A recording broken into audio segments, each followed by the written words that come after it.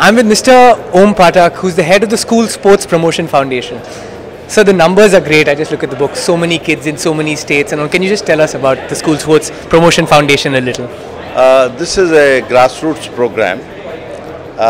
We genuinely believe that if you really need to build a good sporting culture, you need to go down to the schools and get kids in the schools to play.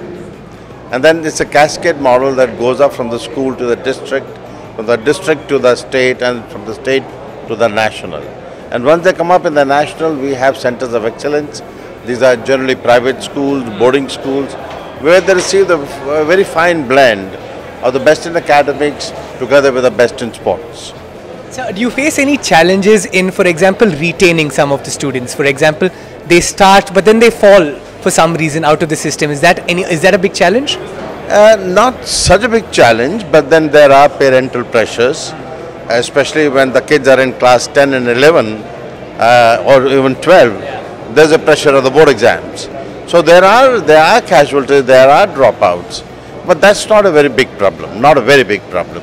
In terms of infrastructure, some people said that it's not only infrastructure, but it's a combination of infrastructure and parents and all of this, like you mentioned. But in terms of infrastructure, would you say at what level is India today? See, the infrastructure is not so much of a problem, because when we're doing a school level tournament or a district level tournament, well, we have a reasonable amount of infrastructure available. It's only when you come into that, the final legs of training, and that is where you need sports sciences and you need the sophisticated infrastructure, the equipment. That's where there could be a problem once in a while.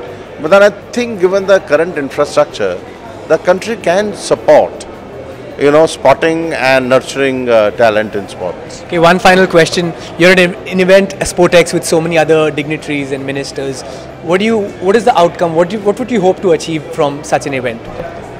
Well, see, what happens is any action is preceded by a discussion and a debate. There has to be a consensus that needs to build up. So if more people agree to do something one way, then you find that it's a kind of a sanction, for an action plan that may eventually follow. So discussion and debate are the essence of any system. So I'm sure out of the discussion and debate, that variety of views that came to the fore, and then we will finally be able to take a call as to what needs to be done and how. All right, sir. Thank you so much. Your views on stage were great, and what you're doing is also great. Thank you so much.